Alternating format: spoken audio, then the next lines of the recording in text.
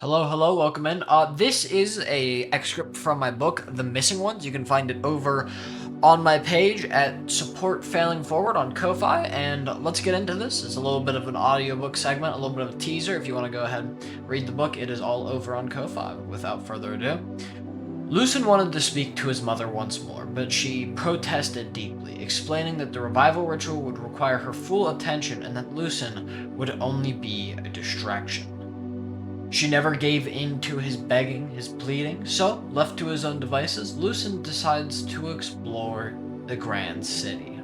He started his trek by ascending even further. The camp was relatively high off the ground, but it wasn't even halfway up the structure.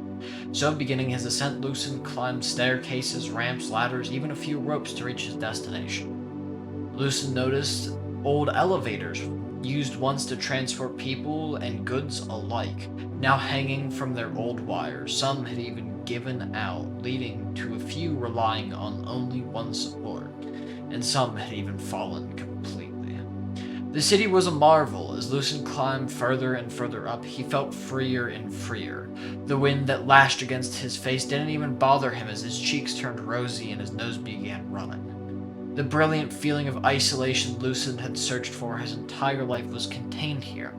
The silence was peaceful, and the only sounds that he heard were those of the wind as his hands raced to the next rungs of a ladder.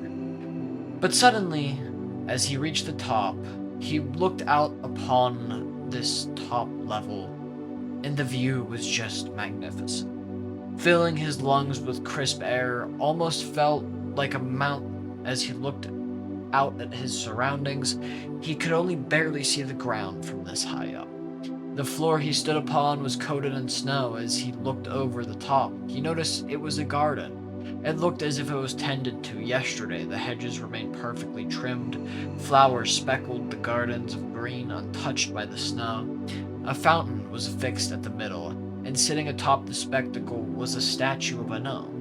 Lucen didn't recognize the figure, but as he stepped up to the golden nameplate, he read the inscription, in honor of Harmony, the founder of Cinderford.